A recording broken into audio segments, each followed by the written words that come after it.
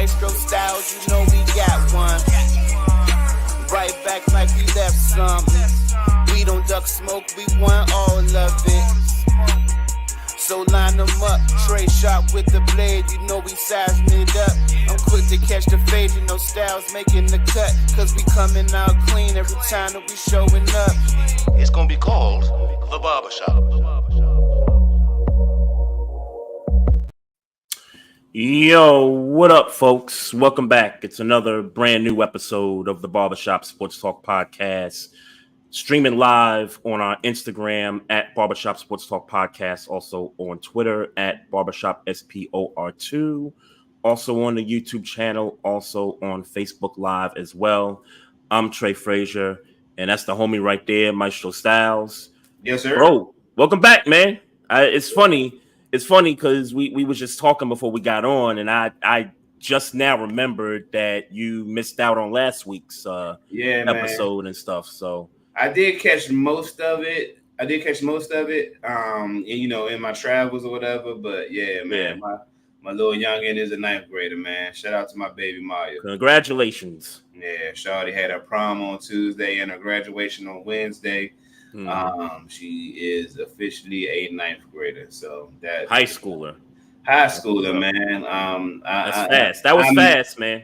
It didn't seem fast, man. I'm not gonna lie to you. I've been having this conversation a lot with people about people saying life is fast. I'm like, I think life is fast for y'all because when y'all look back, y'all remember just the memories that you can remember, and maybe it's not a whole bunch of memories there. But life long than a motherfucker, man. And you know, I appreciate the moments. I love my kids, and I love the challenges that they bring me. I like how my kids are a reflection of who I am. They constantly remind me of my strengths and my weaknesses, constantly. And I'm thankful for that. But no, life is long. Life is long than a motherfucker. I would love for it to be long, for as long as it possibly can be, for certain. But nah, I feel you. But yeah, people say that because and people tell me that, I kind of understand it a bit because it does seem like life is slower when you're younger than when you are, like, you know, when you're in your adult years. Like I was just telling somebody, like, just seemed like me and Debbie just got married like yesterday. Like I remember, does it really? Like, yeah, it does. You are having a great marriage because I'm gonna tell you, I was married for 3 years and that shit seemed long. Okay, well. And tedious. Well, and even afterwards, there's a high level of tediousness. Well, I think most marriages can be tedious. I won't say I haven't experienced tediness, sure, you know, within my marriage for sure. But it just seemed like those kinds of, like, those types of events. You know what I mean? Like when your kids are born and stuff like that. It just seemed like stuff like that just happened, and then you like Nate is going to the 4th grade, and honestly, he should be in the 5th grade, but that's a whole nother, you know, story. That's more of a state law thing than anything that pisses me off, but whatever. And Natalie's going to 3rd grade. Like it just, like, the time is just seemed like it's just going by so quickly, man. So yeah, I ain't gonna lie to you. It don't seem like it's going fast at all. Well, no, I'm lying. Sometimes it does, but normally for me, it seems like it's going by fast because I wasn't prepared for the moment. I didn't properly prepare for the moment like I knew I should have, and that's and then that's when I realized, oh, next you know it's here, and I'm unprepared. So tedious. Well, shout out to all the kids that graduated this school year, for real. Yeah. Shout out college, middle school, high school, whatever it is, you know, shout out to y'all.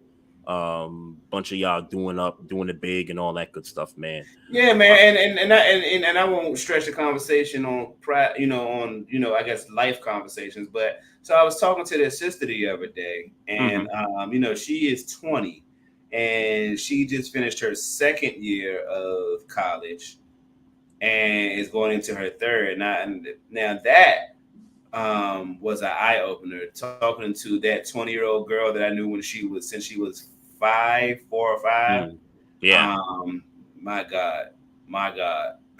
Yeah. And the fact that she got a decent head on her shoulders, it is definitely mind blowing. Not because I thought she was going on a right or wrong path, but just to see it, tangible in your face. Like she does give me hope that my 2 kids are going to be okay. She does do that. So yeah, that's what's up. That's what's up. Yeah, those moments too. I got folks in my family that's in that teenage range, going on to college and stuff like that, and you just kind of remember like the moments when they were 2 years old, 3 years old, and years later it's like poof, like damn, like what the hell did time go so fast, man? We got a good show for y'all, man. Looking forward to having his brother on here, HRapB, formerly of the Built for This Network. He also got his own media company. End of the Bench Media also has got a podcast called The Forecast on YouTube. You'll be coming on with us, talking some NBA finals and WNBA, some NFL stuff and all that good stuff. We actually did his show. Well, how long ago was that? Like 3 months ago? 3 months ago. Earlier this year, something like that. Yeah. So, just, returning a favor. Told him I'd, try to get him on here. This is the perfect time. We normally don't, record on, the day we're recording. So this just happened to, fall into place, a perfect time here. But so I guess I could start off with you probably want to start off with something different, but I just saw it on the screen here. So NFL Hard Knocks has come out with the AFC North. They're going to be airing all the AFC North teams for this season. I guess it premieres in December, when I guess all the filming and stuff throughout the season is done up to that point. So I think it's a good look, man. The best division in football. Yeah. All the teams finished above 500. Could have had all 4 teams in the playoffs if it wasn't for the Burrow injury. That that might have changed something different there. But easily the best division in football. Yeah. Easily the most competitive division in football. I think it's only right that Hard Knocks, gets this right here for this season. Yeah, I ain't mad at it from that perspective. Like if you want a good show, meaning Hard Knocks, you should go where the best content is. I mean, Cleveland has a compelling story. Every team does have a compelling story. Meaning because all teams are competitive. I mean, obviously Joe Burrow, how's he going to act? Deshaun Watson, how's he going to act? Nick Chubb, the Ravens. T. Higgins for that. Yeah. I mean, the Ravens obviously being the closest to a Super Bowl of anybody. So the whole Lamar Jackson thing and Pittsburgh before the Russell and Justin Fields. Yeah, that whole story. So it's enough. It's a major story. It's a good major story in every team, and they're going to have plenty of side stories, good side stories for every team. I mean, Cam Hayward and his contract conversations, Najee Harris, like you said, Justin Fields, and how that quarterback situation is going to work out. There's a lot of stories in Pittsburgh, interesting stories as they're trying to kind of move past the Ben Roethlisberger era. Contract extension for the coach. Congrats to Coach Tomlin. Yeah, so for sure. It's a lot going on in Pittsburgh for certain. I'm sure you would have a better idea of some of the stories going on and some of the side stories going on in Baltimore. But I mean, it's just enough. It's enough content to have a compelling season of Hard Knocks. And I would say I think I like the idea of I get they can only do 8 divisions, and then they'd be going back in the rotation again. But I do like the idea. I do like the idea of covering divisions. I do like that idea. Yeah, it's different. You know what I mean? Like it's some uniqueness to that. Like, and like I said, it's the best division of football. So you get all these stories, and not just on the field stuff, but off the field stuff too, with contract stuff with, Russell Wilson in that situation with the quarterbacks, Justin Fields in Pittsburgh. With the Ravens, it's really the story is, how does Lamar Jackson come back from the AFC title game? What kind of situation is the defense going to be in? Lost a defensive coach, lost some players. How do we go about, filling the void with that? So in Cleveland, Cleveland's got some compelling stuff going on with them also. So yeah, then another part of it too is that another part I like about him covering the division as opposed to a team. Mm-hmm. You actually, so if I'm not a fan of the Jets, so I don't care about the fourth string running back on the practice squad because whatever his story is, like I'm not invested in that story. With covering 4 teams at one time, you're getting more stories about people that you actually know about. Like I don't know who the fourth running back is in the Jets, but I know who the second guy is for the Ravens. You know what I'm saying? Yep. So it's so for the guy who is, I'm not a fan, but I do know who more majority of these players are because we're covering 4 teams, so we don't got time to like dig all the way down the depth chart to dig, trying to create stories with certain players. So I like the idea that the probably the least impactful story in this season is going to be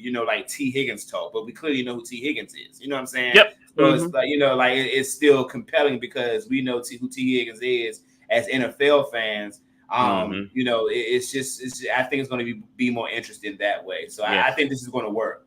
I'll give you another one that I think could develop into a story throughout the year. Jamar Chase, because we've seen Justin Jefferson get his money. We've seen these receivers start, get their money and stuff. Jamar Chase is next in line. And I would imagine that at some point throughout the season that will be a topic of conversation that I think Hard Knocks will, dive into. Maybe. They just got a lot of stuff to create content with 4 teams. And again, 4 competitive teams. Yeah. It's just a lot to go around. Yeah, facts. And speaking of money, we can congratulate Trevor Lawrence on getting an extension, $275 million over 5 years, I think. So I think that's what 50 is 55 a year. 55 a year, right? Yep. So your thoughts. Congratulations. Let me start there. And if you feel the dry tone of me congratulating him, it's not because I don't want him to get his money. That ain't got nothing to do with me. I ain't never gonna hate on nobody getting their money. But $55 million for one playoff game, bro. I'm not gonna lie. Like, what I'm saying, $55 million for one playoff game. I mean, you gonna tell me it's the market? Like, God, look. Well, when Herbert got his deal, that man blew a 28-0 lead in that same game that Trevor Lawrence won. Right. Yeah. So, if we going by that, then then it goes back to the market. What is Justin Herbert's money annually? I don't. Do you know on the top of your head? I know I don't. I don't remember it annually. I know the guaranteed money was like a little over $200 million. Because I remember complaining about that when Lamar got his guarantee money, Jalen Hurts got the guarantee money, and even though we all knew, like the black quarterbacks during that stretch was getting their guaranteed deals. It was like $180 million. 180, 170. Right. Kyler Murray got it. Russ got the extension. And then Jalen and Lamar gets it. But then, Herbert comes out of nowhere and gets the 200, guaranteed and stuff. So, but we kind of knew what that was about.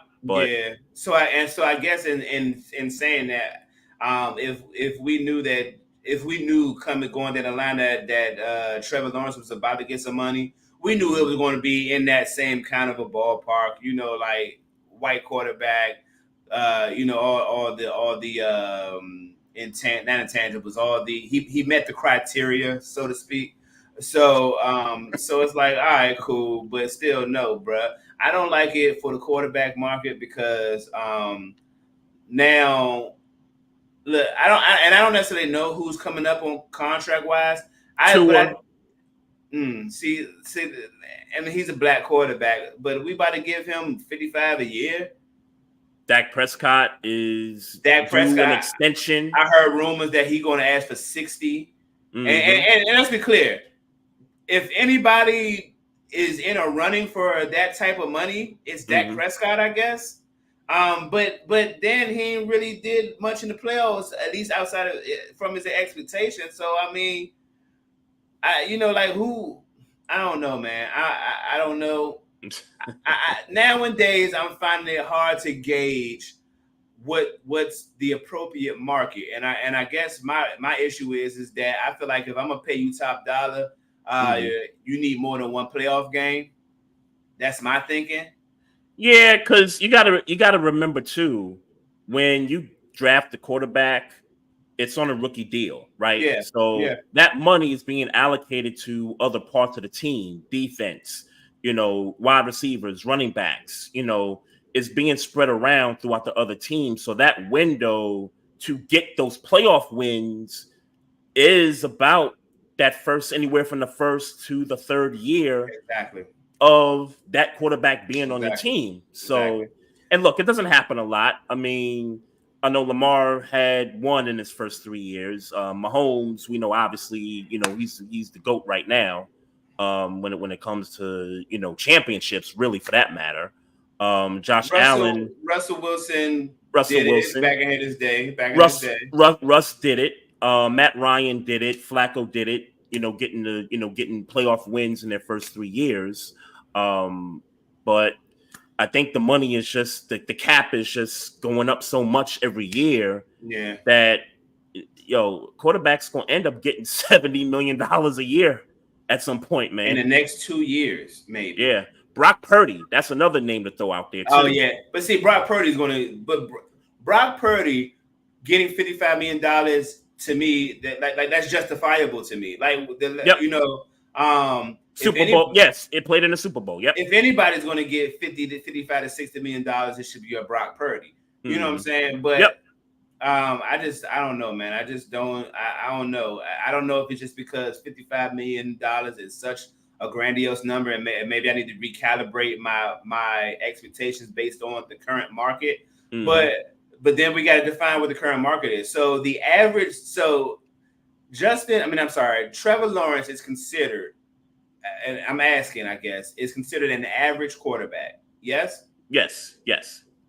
So at this moment, the average quarterback is worth $55 million starting. Like, that's where the conversation would have to start as an average quarterback.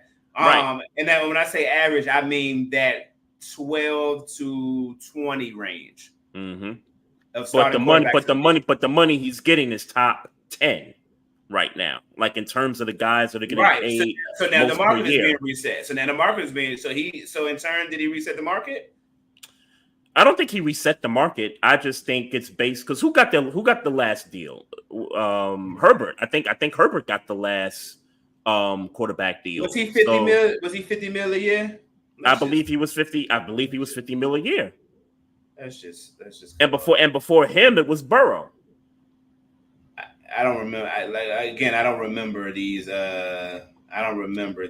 But at the same time, you could justify Burrow getting that money. Yeah, exactly, because he went to a Super Bowl. Yeah. What am I looking at? Justin Herbert. Herbert contract. He is making an annual salary of $52.5. $52.5. Okay. Yeah. So, Jared Goff. I forgot. Jared Goff got his deal this offseason too. He's number 3 at 53 a year, $53 million a year. But I think Jared Goff, you justify it because you got more than one win. That he took that team, to the championship game, to the conference championship game. So it's justified with Jared Goff. Here's what I understand. Here's here's what I'm fine with, or here's what I understand. Let me say, I don't know if I'm fine with it. Well, I'm definitely fine with what I'm about to say. So, like you said, when you draft a quarterback high like that, the Josh Allens, the Jared Goffs, obviously earlier on in life, but you take that time, you don't pay the quarterback a lot of money because he's a rookie, and you build a team around it, and then hoping that he can win with a team around him. Now when it's time for you to re-up, the idea is you should be good enough to carry your team a little more than you did in your rookie time. So we will pay you more money, but you're gonna have to give us more at quarterback as the leader of the team, as the guy. So if our defense isn't as good, then we expect you to score points. If our running backs aren't as good, then we expect you to be able to read defenses. So to make the play advantageous for everybody involved. You know what I'm saying? So you're getting more money because you have more experience to run a football team on the field. Right. My issue is that I don't know that Trevor Lawrence is equipped to take the Jacksonville Jaguars to the next level for a couple of reasons. One, because I watch him on the field, but two, because he hasn't even, in my opinion, based on that theory, they never put a team around Trevor Lawrence for him to succeed or win games.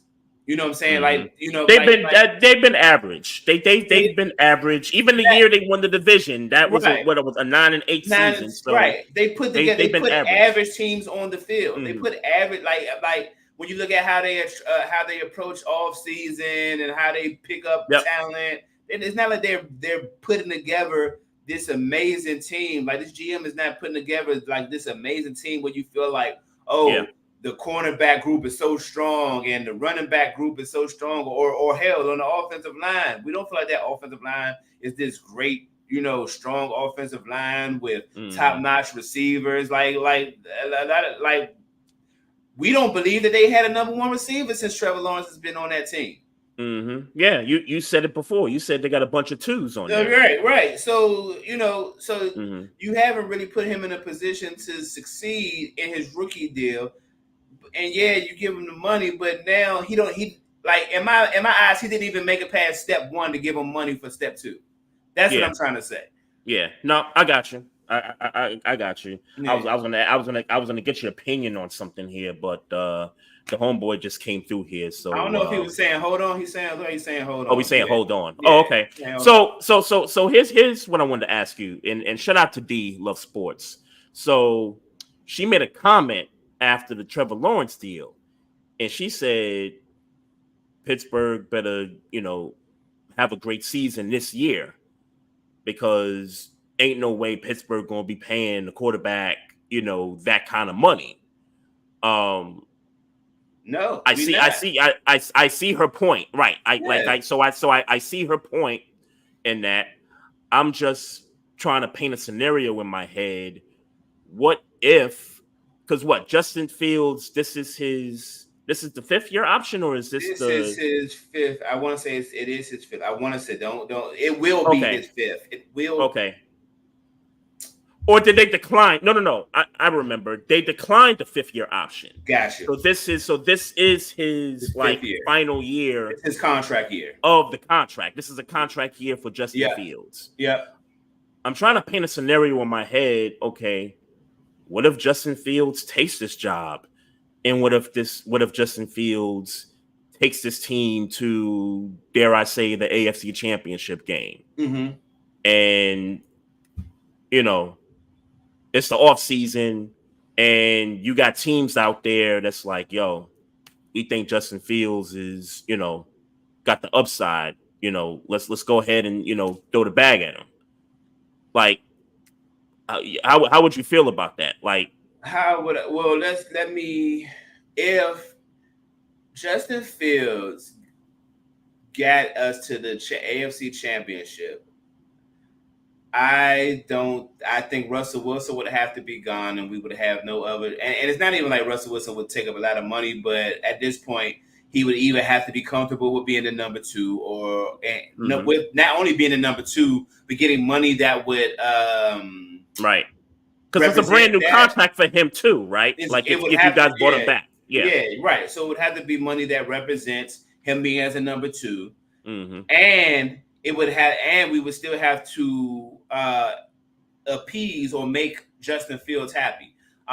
Justin Fields, and the only bargaining chip we might have is, bruh, you only did it for 1 year with us, and every time before then, you have been, don't nobody really know what you're going to be on an NFL team. Yeah. And just to add insult to injury or injury to insult, I'm seeing a lot of reports of Justin Fields not even looking good in training camp right now. Okay. Just to build an agenda, in case I need it later on, he's not even looking good in camp right now. I don't want to. We got enough issues, right? I think we got a team around us where we could win a Super Bowl if we have a competent quarterback. We don't need a all-star quarterback. We need a competent quarterback. Sure. Just the guy who can make the throws when they need to be made. We don't need you to win the game for us. We don't need you to lose the game for us. That type of thing. So for me, I'm with 100%. In a greedy cap way, because I want my team to stay good. You kind of hoping for Russell Wilson to be the guy who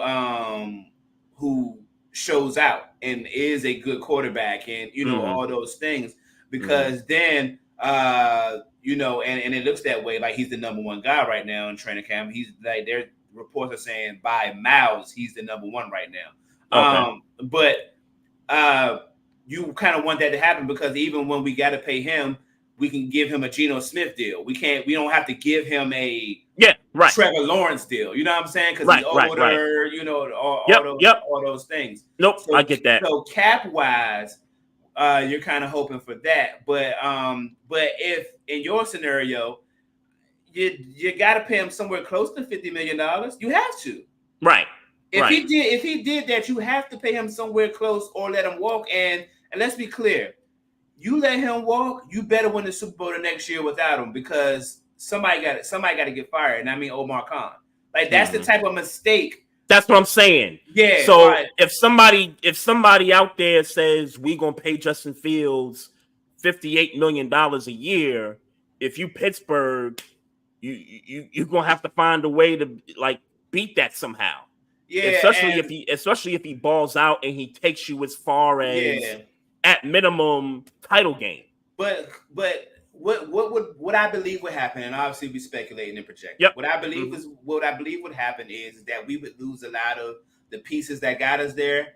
Meaning defensive wise, we would lose a lot of that. Like, not you can kiss Najee Harris goodbye if Justin Fields gets us to the AFC Championship, because he's due for basically money. The guys that would be up for contract. Yeah. Like Pat Freiermuth is gone. Like that type of thing. Cameron Hayward is gone. You know what I'm saying? If you have to pay, so as much as I want Justin Fields to be good and be our future, if he is our future, he better ball and get us in Baltimore territory where we compete for Super Bowl. That's what better happen. Right. Because pieces are going to be gone to pay him that way. Yeah. Facts. But I don't think it's going to happen, though. I don't think it's going to happen. You think Russ is the guy? I think Russ right now. I think Russ is the guy. I think that I think they are going to make an attempt, in my opinion, to kind of downgrade Justin Fields' value. Especially if you don't beat Russell Wilson out. If you don't beat Russell Wilson out and you sitting there watching Russell Wilson play, we'll bring you back, but you got to come back on backup money. Now, or I'll even do them better, inflated backup money. So you know what I'm saying. So like, you'll be the highest paid backup, and that's cool, right? And that's cool. Right. But we know Justin Fields want to start. We know he want to play. Yeah, he gonna have to. Like, he ain't got no choice. Like, this is his last. Like, no, I mean in the future. Like, even if he doesn't play a snap, meaningful snap next year, and we keep him, we're gonna have to pay him top billing as a backup. Right. You know what I'm saying? So, yeah. So I think I like the scenario of paying Justin Fields as a overpaid backup, not overpaid, but pay him as the best backup in the league. Mm-hmm. And let Russell Wilson kind of fade himself out in the next 2 years, then bring Justin Fields up on backup money, give him an opportunity to prove himself as a starter after Russell Wilson's gone. That is my picture perfect scenario. Yeah, shout out my guy Sean Sims, Facebook live chat. Shout out to the homie Jungle Brother YouTube live chat. Appreciate you. What up? And just to respond, we still don't have, like, tell me about the passing game Justin Fields had last year. He had that game against Washington where he threw 4 touchdowns, but clearly it was all those 4 touchdowns were bombs. Credit for throwing the bombs, but we still. Yeah, and I'm not gonna sit here and lie to you. Let me just keep it real. I still don't know if Justin Fields can throw the ball in the NFL. I don't know. I'm not saying he can't. I'm not saying he can't. I'm saying I don't know. I haven't seen nothing in Chicago that makes me feel like, oh, that dude definitely could throw the ball on a professional level. And see, that's the thing for me is that if you're a quarterback being drafted by Chicago, that's really not necessarily the best place for quarterbacks in Chicago. So, and again, there's a history of that. So I would, if you're asking me, I would give Justin Fields more of the benefit of the doubt than I would give the Chicago Bears as an organization. So you're saying, and I've seen Justin Fields throw the football in college, and I get it's different when you do that. And no, but I'm talking about the ability. I'm talking about throwing. I'm talking about throwing ability. Throwing ability. We've seen that in college. Sure. He ran a pro-style offense. But he ran that at Ohio State. Yeah. Okay. I gotta cut you because I hate when you had this conversation. I hate when we have to have this conversation. Yes, but reading defenses in college is way different from reading defenses in the NFL. It just is. Agree. Because even though Ohio State runs a pro style offense, there are still defensive players on the other side of the field, on the other side of the line of scrimmage that don't compute defensive shit the way a pro does. Sure. You know what I'm saying? So yeah, they might be trying to stop you from throwing the ball. So yes, in the offense, can he say, such and such, can he run the offense? Yes, but he still has to be able to make decisions within the offense that are not dumbass college mistakes. I don't know. I haven't seen enough in Chicago that says to me he's going to be capable to do that in Pittsburgh, where we got to pay him $58 million, $59 million, $60 million. Right. Lose Cam Hayward, lose Najee Harris, lose Pat Freiermuth, those types of things. And then he's just going to take us and he's just going to keep us on upward trajectory. I don't know that that's the quarterback we have yet. I don't know. I understand that feeling. Yeah. I'll say this though, and again, the Bears, they have a bad history with quarterbacks. I think I would be interested to see how he looks in Pittsburgh with a better supporting cast.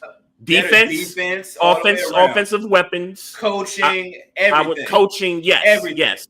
That for me would be the intrigue with Justin Fields. I would give him the benefit of the doubt more than I would give the Bears as an organization that has a bad history of, picking quarterbacks and trying to make quarterbacks, do something different than what their strengths are. If that makes sense. Agree. But he still has to beat Russell Wilson. And if he can't beat Russell Wilson, what are we talking about? Gotcha. Got it. Yeah. Let's bring in the homie now here. HRap was good, man. It's good. It's good to see you guys. All right. What's going on, man? HRapB, folks. HRap, let me tell you, man. My man's I put you on to, man. He hit me back after y'all did y'all show, and I went looking for it and I couldn't find it. And I didn't mean to tell you about it. I couldn't find it, but I'm gonna hit you back. So I'm gonna go back and look at it. Okay. He was like, man, good looks on that, man. That was a good conversation. I needed that. Now DM him and tell him that we need to get that project out because it's done. He got it. But we need to get it out. Like it's out there. I mean, I just go through the what you do is you go to YouTube and go to live, and they're all there. Okay. Yours is there, his is there, everybody's there. I have been doing some personal, some community stuff in Chicago. That's why I haven't been on air in 6 weeks for that program. I've been doing my Build and Destroy program, but that is on there. Trust me. Sure. I'll send it to you after I get off here. I'll send it directly to you, and then you can check it out. My God, because I did go looking for it, but yeah, he definitely, we got the project done. I'm just waiting for him, man. Like, go put this thing out. Y'all come back. Yes, Get it cracking, man. Yes, sir. Maestro's in demand, man. Whatever that is, and I don't know what y'all talking about, but he did an interview with an artist that I was working with. He, me and him talked, and he was like, anybody you know, and I was like, well, I know, I knew I had a studio, I had a session with my man's that sometime recent to that, and I was like, well, he was like, yeah, he I don't know, he did the dude, my man, shout out Joseph, that's my man's. He was just like, I'm trying to get on a podcast, I'm trying to talk, and I was like, for real? I was like, yeah, it's like I know somebody right now, I just got finished. Good, my good man, HRapB. Yeah, my good man. So, you know what I'm saying? So I linked them up, and they did it, and they did the show. But I like I said, I couldn't find it. So yeah, but shout out to my man Juice of the Bounce Back EP is coming sometime soon. Man, y'all welcome to come back, man. Anytime, man. Just give me 7 days, and then it's on. Yes, sir. That's what's up. HRapB. So I think this is the first, and you've been a supporter from day one. Ever since we met online and stuff. You've been a supporter. We met online. I think 6 years ago. Yep. I think you called, like when we were doing phone calls back then. I think you was one of our callers and stuff like that. So this is kind of your first time where folks get to see you from a visual standpoint on this show. Indeed. So End of the Bench Media, that's your platform. Also the Forecast, which you do with BS3 and my other guy. Shout out to those guys as well. Yep. Yes, sir. What's been going on with you, man? Like, just grinding it out. I do this, do a program called Build and Destroy. I do shorts called Hold My Beer Sports, where I offer the world my point of view on stories that are happening in sports today. I offer the point of view today in regards to the whole Caitlin Clark thing and the minimizing. We're gonna talk about that later. The minimizing of what's the kid name in Jacksonville? Trevor Lawrence. I think it's a bigger idea behind that, and I don't like it, and I just offering things in the whole Caitlin Clark thing. Whereas Caitlin Clark isn't supporting it, she's being awful silent, and silent equals acquiescence. And if you are not going to speak out against this, it's not, look, it's competition. Then you're buying into it, and it gives the onset of what people will call white privilege, and she has to speak up because they are a fraternity. They are a fraternity, and if you want to be accepted into the fraternity and you want people to embrace you, you're gonna have to step up for your sisters and battle. So, okay, let's pontificate, if you will. So, you feel like Caitlin Clark needs to say what exactly? Caitlin Clark needs to step up and say, hey, this is competition. I'm a trash talker. I'm one of the biggest trash talkers in the league. I got a game. My game is developing. Y'all need to stand down. See, that eliminates this. It empowers her fan base. She going to look tough. Like, hey, I don't need no pity. Let's do it. And then it will ingratiate her to her co-workers, so to speak. Her national co-workers, not just the Indiana team. It would ingratiate her to the league. It might get you one less elbow a night because you have locked arms with your sisters, but instead she's playing the low key. She's playing back. It ain't. When they press her, she'll speak, but you have to come out because tone.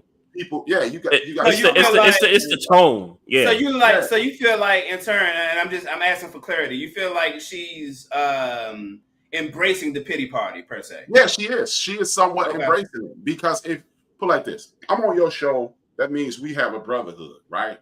We hooked up, like I said, 6 years ago. That means you support me, I support you. I've seen y'all in my show. You've appeared on my show. So that means we have a kinship. We're doing this podcast thing, right?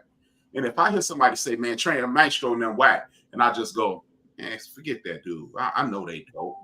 If I don't speak up and say, nah, dog, you don't have to like it, but they're not whack. Then I have co-signed, because then you know what they can do? Hey man, I said Trey and Maestro was whack, and HRapB didn't say nothing.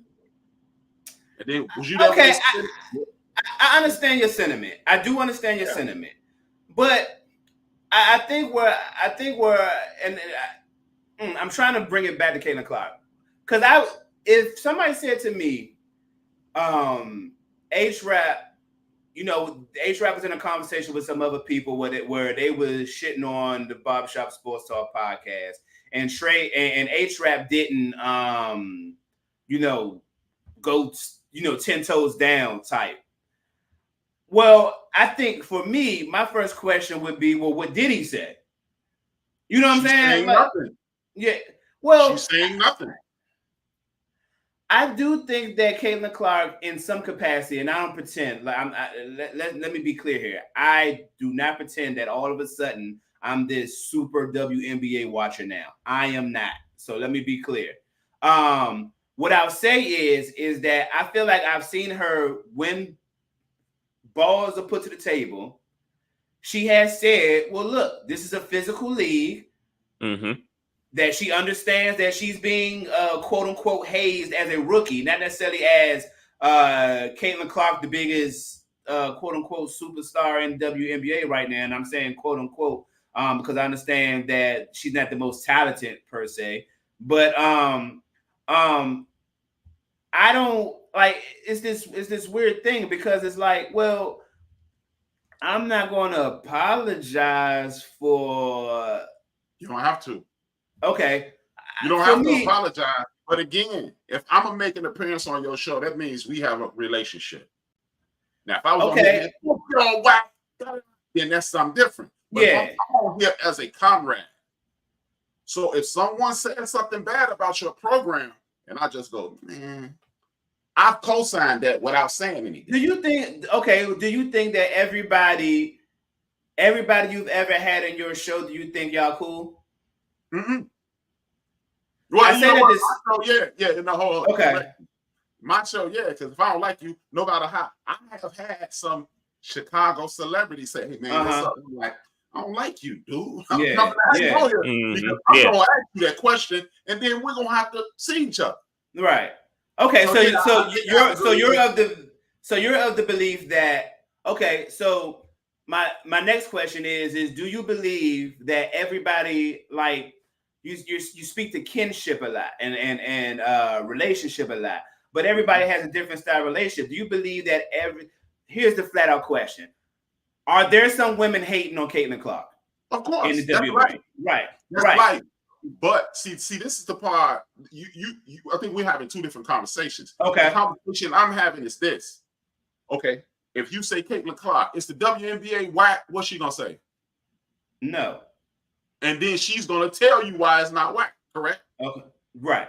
Mm-hmm. So when they say your coworkers are whack, you can say, look, it's human nature for some of us to be jealous, but by and large, these are my coworkers. We are working together. We're building this league. We're standing on the shoulders of Cynthia Cooper, Cheryl Swoops, Rebecca Lobo, Lisa Leslie. We standing on Diana Taurasi, Sue Bird. We standing on their shoulders. So they lifted me. They have made it to the point where they've lifted me up, and it's gonna be some young Juju's coming, and that crew is coming, and I'm gonna lift them up. That's how you don't have to say, oh man, you know what? Maestro is the greatest co-host in the world. Trey is the greatest co-host. You ain't got to say that. But what I do, I am obligated as a comrade to say, man, Trey and Maestro, they all. What I like about them is that I know that's Trey and Maestro you're listening to. That's not Stephen A. That's not Skip and Shannon. That's not Shady McCoy. That's Trey and Maestro. You don't have to like it. We don't have to like everybody's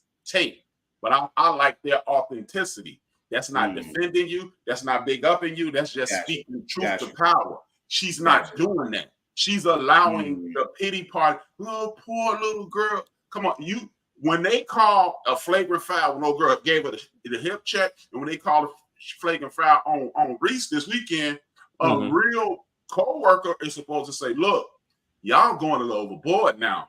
that was sports. That was not intentional. No, she did do that with Angel Reese. Now I will give. All the other things. Okay, I don't know. Mark, what's his name? Butt fumble boy. Sanchez. Mark Sanchez. No. Matt Lyon is on Twitter this weekend getting tore up because he's speaking on it. But did you speak up when Angel Reese got flipped over? No, you didn't. Right. See, that's when you have to. And then the sad part is, her and Angel Reese have a relationship. Yeah, they're actually friends. But that's why you're supposed to be dead in this. I'm not kumbaya. It's not my goal. But we have a relationship. You're not gonna trash Trey and Maestro. So here's my opinion on this, HRap. So here's my opinion on this, right? So you say Caitlin Clark has somewhat stayed silent whenever being asked about the physicality of the sport, her fan base, if you will. So I'll say this because I've paid attention to a lot of the WNBA this year. I've actually started watching some games on the weekend. Game was on CBS yesterday. I actually got tickets to a Liberty game this week, going to the game Thursday and all this stuff. So I've actually started to pay a lot more attention. I've actually followed some women that actually cover the WNBA, and they've actually had Twitter spaces to discuss basketball and stuff instead of like the off the court crap. So Caitlin has come out and said, hey, it's physical game out there. I just let it rock. It's cool. No problem at all. I think what you have a problem with is that her tone and the way she says it isn't like she's not bringing the hammer home enough for you. Like, I think that's what it is for you. But what if that's not her character? But when you see, that's the line that we've been told. This is not my character, so I'm not gonna stand up. If somebody attacked you, do you just let it go, or will she emphatically stand up for us? Put it like this: I ain't never seen the trash talker in the history of the world not be able to speak up for themselves, because trash talking is get out of my face. This whole thing and all that. This girl, she wolfing. That's your character. Be yourself. Be yourself. It's cool. But if you're not, see, I ain't trying to humbly brag. Watching basketball for 40 years. I was watching Reggie. Hey, put it like this: I've been watching women's basketball long enough to know Reggie Miller is Cheryl's brother. I knew who Cynthia Cooper was when she hit Houston Comet. I knew who she was. I know Cynthia. Put it like this: this is how much I've been watching women's basketball. Cynthia Cooper was born in Chicago. She was raised in LA. She was born in Chicago. That's how long I've been on this. So I don't look, man. Diana Taurasi to me would tear Caitlin up. We agree. So and Diana Taurasi this step up. It's too many people stepping up when she's being coveted. She's being covered. She is being coveted. No question. Do that. Step up. If we have a brotherhood, I don't have to like you to be like, look, stall him out. No, stall him out. This is how we get down, and let's get it popping. And then if you really who you say you are, you're going to get the popping on people, and then your game must speak up. I think what Trey is saying, though, is that she has said that she just hasn't said it in a demonstrative tone. But if you can't politely speak up for anything, that's the interesting point. Say, well, kind of, it's Trey good. Man, then what does that mean? I'm just saying it because that's what I'm supposed to say. If you are defending the league, your job is to defend and promote the league. When you are allowing these baby taps and you're doing the Brady, because I call it the Tom Brady. Anytime you appeal to the refs, you Brady. When you Brady, I don't want to hear that, man, because now you playing into this nonsense. Okay. Yeah. I don't all the way disagree with you.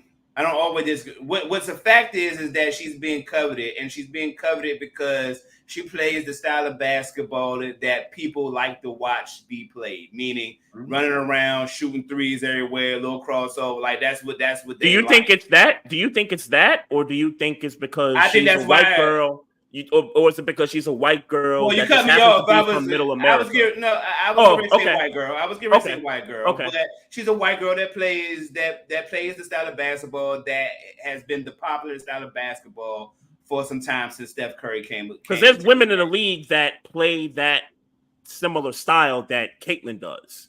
So that's why I will say this. And it may be in ignorance. I am totally copping the plea that I do not, and I repeat, do not watch a whole rack of WNBA women's basketball at all. I don't watch a whole lot of it.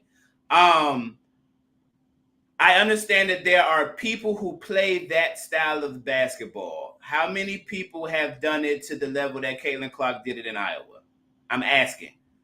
It's only one other sister in Division II who she's yet to break her record, but they never mentioned that sister from an HBCU, and she played it. See, the thing is, we keep saying that style of play. This is women's basketball. Women's basketball is fundamentally sound. I'm gonna do what I'm gonna play below the rim basketball. I'm gonna play Isaiah Thomas basketball. I'm gonna play John Stockton basketball. I'm gonna play anybody who use guile and ability versus athleticism. That's what women's basketball is. That's why it's a fundamentally sound game that I appreciate, because I'm tired of this. I don't even. If I say what I was about to say, it'll take us way off. This is no. Let's go. We got a little bit of time to go there because the men's game is a bunch of clowns running and jumping. And if you ask me, within the next 3 to 5 years, the American black man will be about 35 to 40% in the league, because they are filtering that man out, because they've tricked us into believing that Steph Curry is the prototype. You cannot make the most exceptional person at one thing the prototype. You cannot look at it this way. When I came up, I'm 53. I'll be 54 in about a month, about 6 weeks. Okay. When I came up, Dr. J and David Thompson were the guys, right? And then came along Dominique Wilkins, Clark Kellogg, and Michael Jordan. Clark Kellogg blew out his knee. You never got a chance to experience the Clark Kellogg situation. Dominique and Mike, and what did Mike and Dominique breed? They bred Grant Hill, they bred Penny Hardaway, they bred Kobe Bryant, they bred McGrady, Carter, and so forth and so on. We saw that's what Michael Jordan and bred. You know why? Because you can emulate this, but nobody has only Vince Carter had the athleticism that Mike has, right? Now, then you move along and you're gonna tell me, then you got the Magic Johnsons being created also with Penny Hardaway and LeBron James. At no point did the greatest shooter in the world be emulated. You keep telling me, you've never seen this before. Right. I have. I've seen it. His name is Mahmoud Abdul Rauf. By the way, he also used to participate in dunk contests. He also was giving it to Mike like you would not believe. But you telling me I never seen this. You also told me I never seen a 6'10" dude who could shoot from anywhere on the court. I'm sorry. I saw Bob McAdoo. I saw Bob McAdoo at 6'10", 6'11", one of the leaders in rebounds, lead the league in scoring, and be MVP. No shade to Kevin Durant, but evolution is the key. And if Steph has changed the game, please somebody explain to me this one thing. If Steph has changed the game, where's the next step?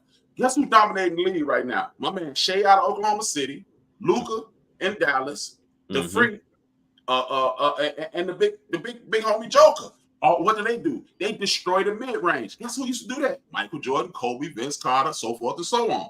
Mid-range will always be the thing. But we're not being told that we're being sold to build a good. Exactly. And you going right where I'm going. Why did they uplift Steph Curry? Because they want to make it a global game. It's only one other league. Do y'all know it's only one other big-time basketball league on earth? And that's in Africa. And it's paid for by the NBA. They want to. It's the greatest pimp job in the history of the world. And like I said, they are filtering out the American black. Understand, man. 3 to 5 years from now, NBA is gonna look like MLB. It's gonna be some brown dudes. They're gonna have cornrows. They're gonna be loving hip hop. But they're gonna be from Canada. They're gonna be from Africa, and they're gonna be from Europe. They might be from the islands. They might be from the But let's be clear about what I don't know why, and I still don't feel like we know why. Steph Curry, But what about But if that's not the way we want to see basketball played, then how would that make money? Because guess what? They because Trey, Maestro, and HRap are thinkers. Most people don't think. How many times have you looked at your chat room and saw what Stephen A said earlier today? Or you saw what Skip said earlier today? Explain to me why, again, I'm going to show you some little age. When I was 20, 35 years ago, when I was in my 20s, 33 years ago, when I was in my 20s, right? Mm-hmm. You got Jim Brown sitting on our City Hall couch, calling out Michael Jordan, calling out Magic Johnson, saying that they weren't good examples of good black men, right? Mm-hmm.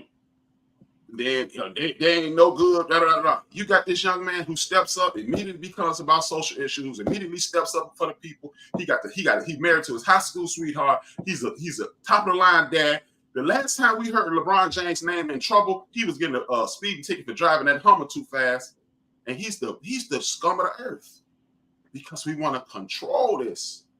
We want to control this narrative. If we have these young fools going out and doing what they're supposed to do, we can no longer control that narrative.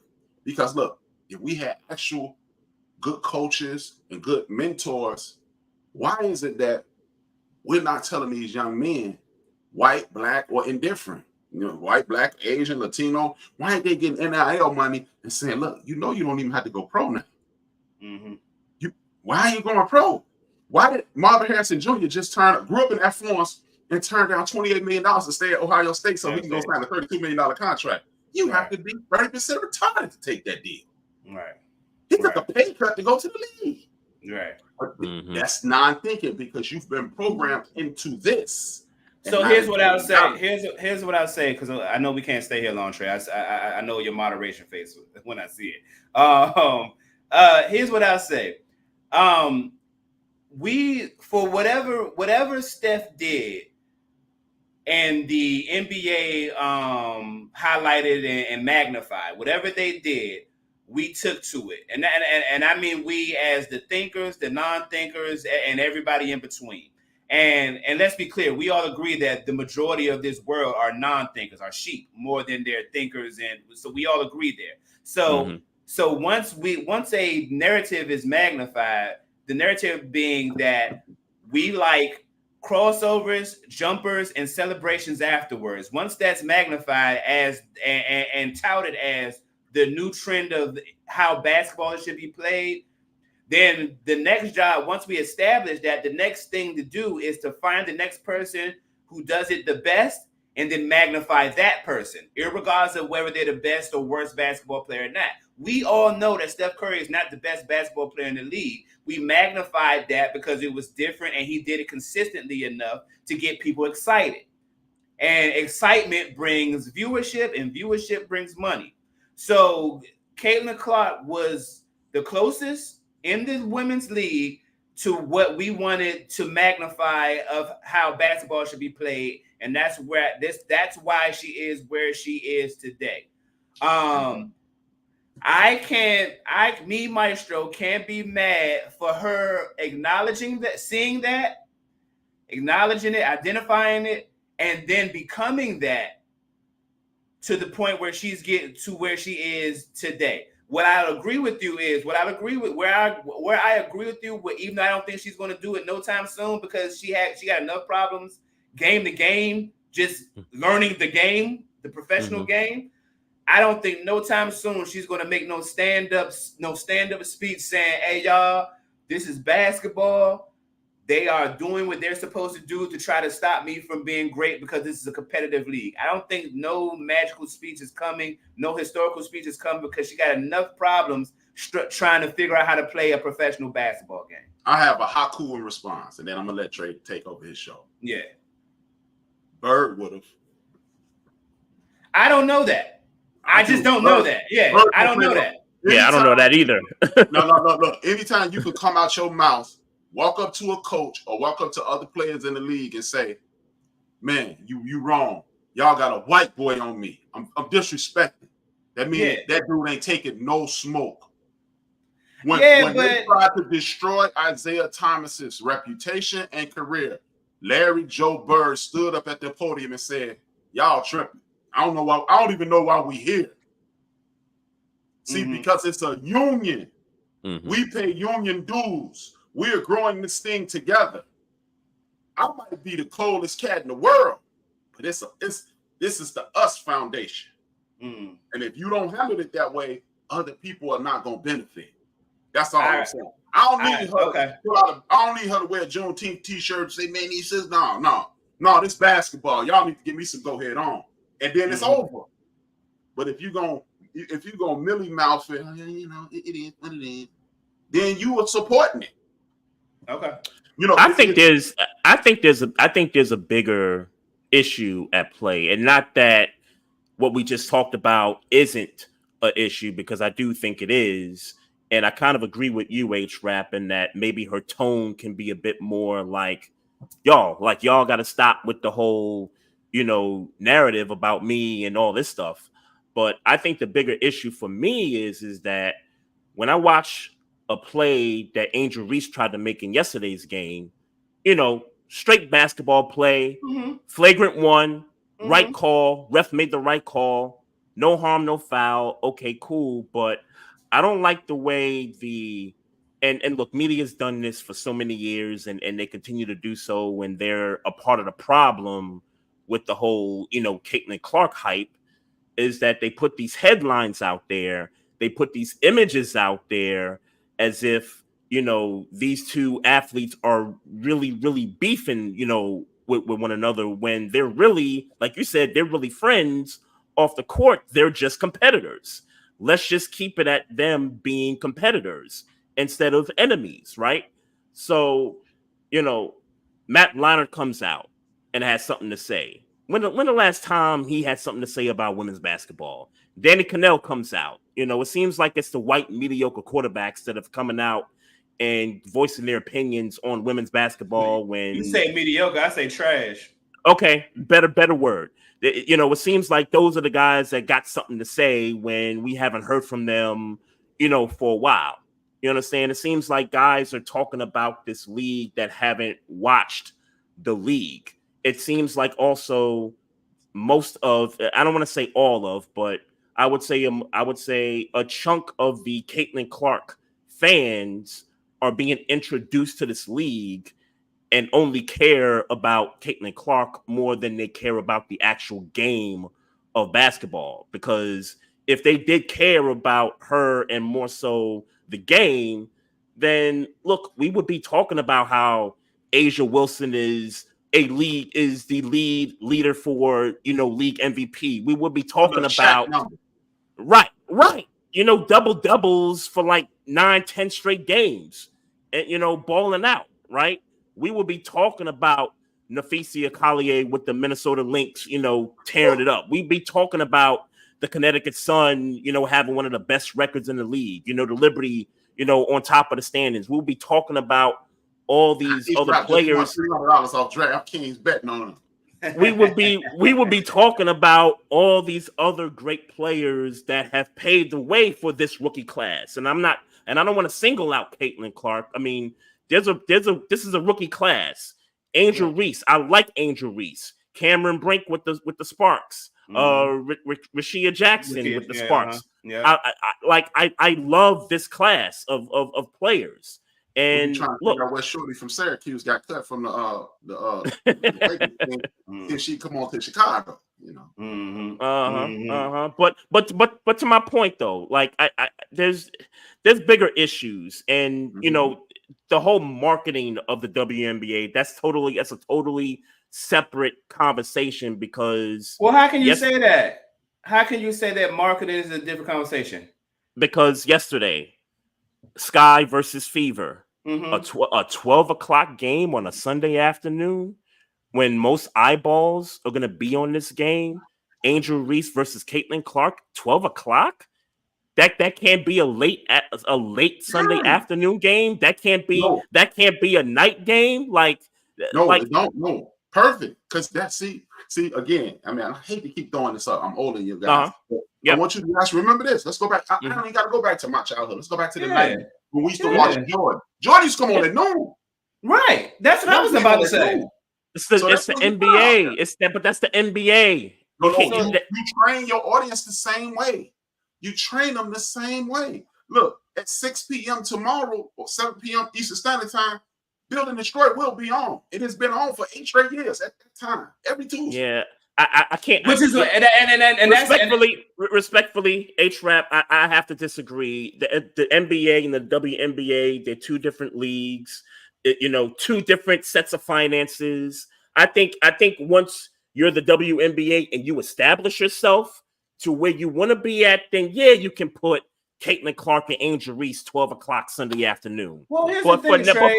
Go ahead. And I'm sorry to cut you off, but here's the thing. It's not like the WNBA. And look, I'm not super abreast of how these things work. I don't know that the WNBA can just say, put my game on at ABC at 8 o'clock tonight. They've been doing that this entire season. They've come out with a schedule, and it seems like every week there's this game just got put to a national audience. Well, this game should have been put to a national audience from when the schedule got released. But if ABC says we want to show, mad killer President Housewives at 8 o'clock, and that's going to get more views than Caitlin Clark versus Angel Reese, I don't know, and we're all speculating. I don't know exactly how that works.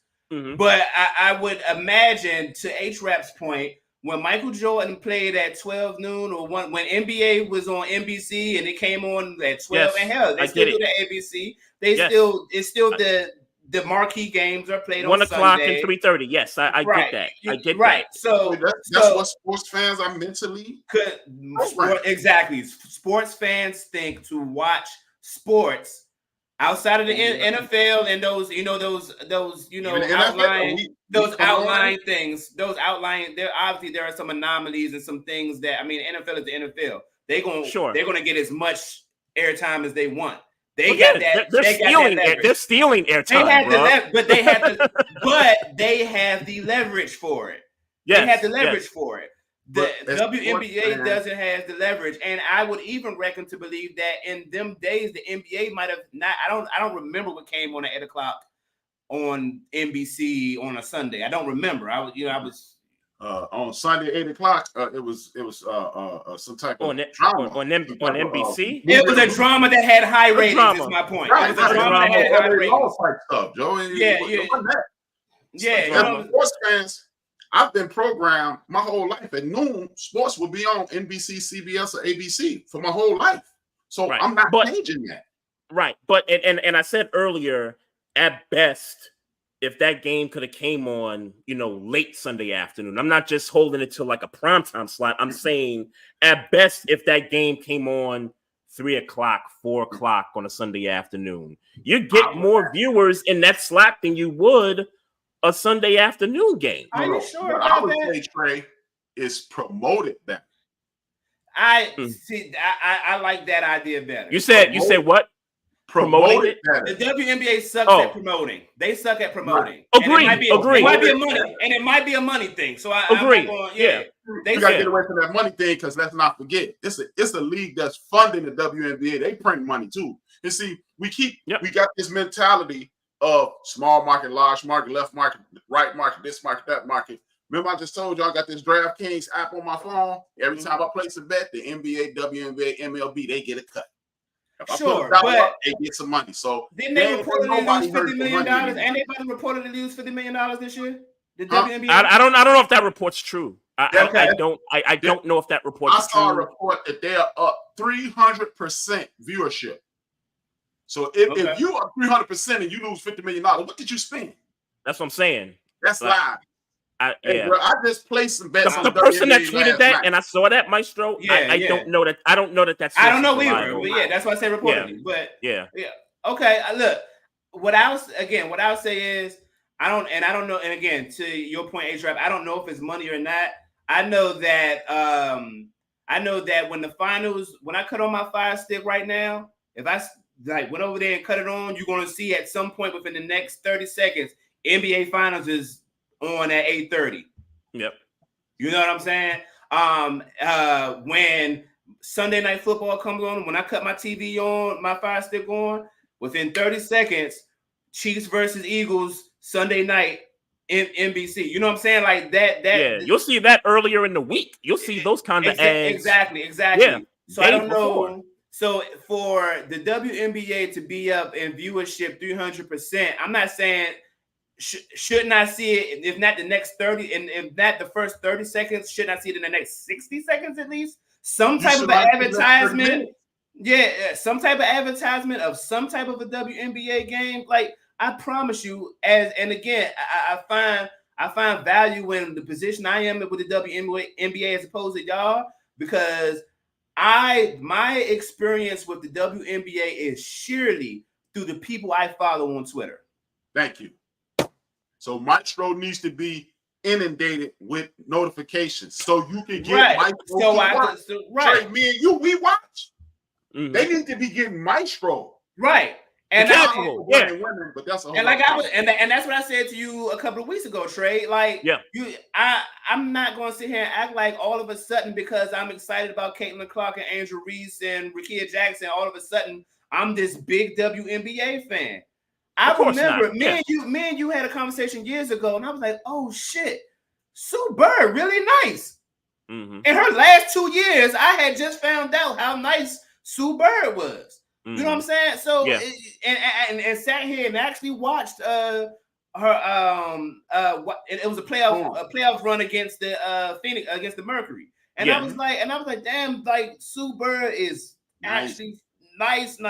So and I came on the podcast the next week and was like, Sue Bird, my favorite WNBA player. Like that's how impressed I was. Yeah. And see, Trey, that's what I'm saying. If Caitlin spoke up, like if she spoke up, she would get Maestro on her side. Well, I'm already a Caitlin Clark fan. No. I was gonna say. The world. Yeah. The casuals. Yeah. Black folks would be like, see, she down. And then they would migrate to her, which would make the game blow up even more. She owed it to those ladies. She owes it. Mm-hmm. I ain't saying I don't want her to be Caitlin Luther King. Yeah, you know, right. They sister of the struggle. Yeah. Let me because ABM, shout out to my homie Doc Bell, ABM Facebook live chat, because he made a comment about so Jim Trotter, shout out to Jim Trotter too, because he covered one of Caitlin's games last week, and he had asked her a question in regards to her name being used for racism against the black women in the WNBA and stuff, and I don't think, and this is no slight to Jim Trotter. He asked some of the best questions, but I think his question, if I remember correctly, it was it wasn't as detailed as it was when she was asked the second time by somebody else, and I forget who that somebody else was that was on Twitter that actually posted his question to her in a more detailed, like he brought up racism, he brought up those kind of things, and then Caitlin did address that, and I think that's what most folks was kind of looking for her to say, like to really address it hands on. Caitlin might be the type where and I think you could tell, like, she's PR trained, like the way she answers the questions and stuff like that. She is trained, like a PR person trained her on how to answer questions and stuff like that, right? So if you ask her something in detail, she gonna give you an answer in detail. When you ask her a question that's a very generic question, she gonna answer it in a very generic way. So there's that for me. Like I just think we just need to get to a place where everybody can enjoy women's basketball instead of the off the floor stuff. The headlines I think need to be a lot better, but I get that. That's just generating dollars. That's just generating clicks and things like that. Yeah, clickbait. Right. I get that. In a world where we know clickbait runs shit right now. So I'm not saying you wrong, HRap, in the sense of at some point somebody's going to have to bring some sense of morality and culture back to basketball. I'm not disagreeing with you. What I think what I'll say is Caitlin Clark is new to this. She don't really know what the fuck is going on. I like what Doc Bell said. That basically, like, she was oblivious to the question. She just might be oblivious to this shit. And if that's teaching, maybe then cool. Let the lessons begin. And I hope she learns it. But at this stage of the game, this motherfucker can barely get across the field across the half court line without getting knocked down. I don't think she thinking about how to be the like you said, Caitlin X of the WNBA, right? Yeah, right. So I'll say give us some time. That's what I'll say. Give us some time. That's fair. That's fair. Yeah. And pretty much, man. That's why we having these conversations. So 3 people can have we snowflakes, man. We can have 3 different points of view, and we don't have to hate each other and get into the name calling and disrespecting. That's what it's about. That's what the whole podcast universe should be about, and that's why you guys do a classy show. We don't have to ever agree. Facts. We must respect, though. Absolutely. Facts. Let's talk about the finals, man. Let's talk about how you feeling about the finals so far. Hopefully we don't go down a rabbit hole this time, but if we do, fuck it, because you're my man. I'm loving the finals. The finals is showing me that Jaylen Brown and Jason Tatum have grown as hoopers. They used to be, they got caught up in the Steph Curry, we need to shoot 10 million three thing, and that's why they still shooting 10 million threes. I was going to say, they still shooting like crazy. But guess what? Look, they are shooting, most of the Celtics are shooting a lot of threes, but the finals MVP is killing them in the mid-range. It's a beautiful mix of this and that, and they didn't have that mix. They tried to shoot with shooters. You tried, it's like being in a dunk contest with Michael Jordan. You're gonna lose. Ask Dominique Wilkins if you don't believe me.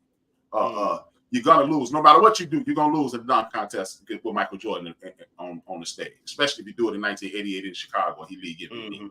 But they are playing basketball. And let me say this before I go any further. I am a gigantic Steph Curry fan. I miss Steph Curry at Davidson. One of my homeboys was at Davidson when he was there.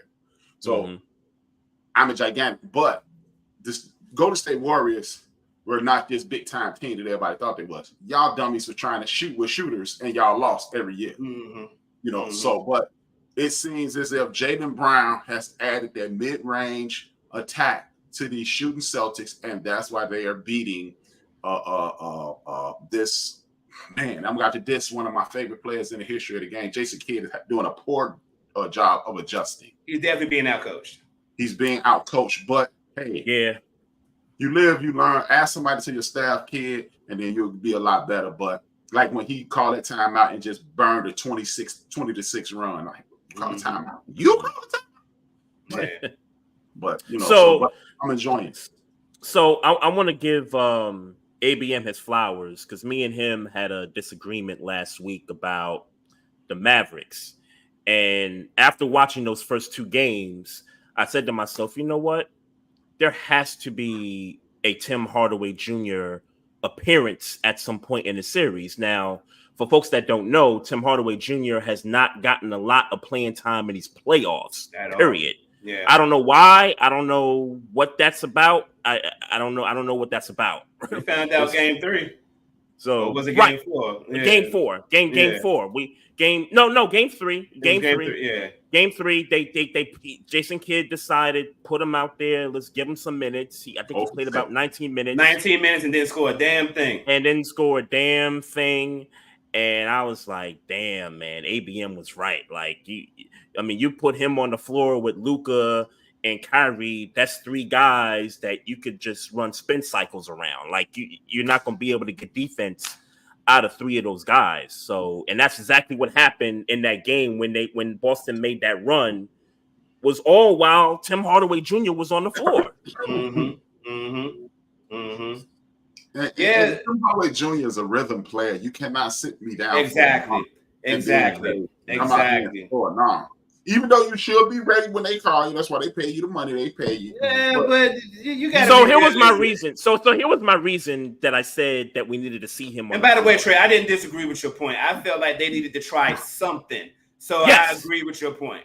Yes, Boston. I mean, especially in game 1, the 3-point shooting was crazy in game 1. Yeah, it was okay in game 2, and I'm like, Dallas gonna need something to combat that. Like if they just throwing up threes like that and they knocking them down, Dallas, you need somebody that could get hot, along with Luka, because Luka could shoot three, Kyrie could shoot three. Like you need that extra dude that can help you get on a barrage of some sort. And I give Jason Kidd credit. He tried an adjustment. It didn't work out.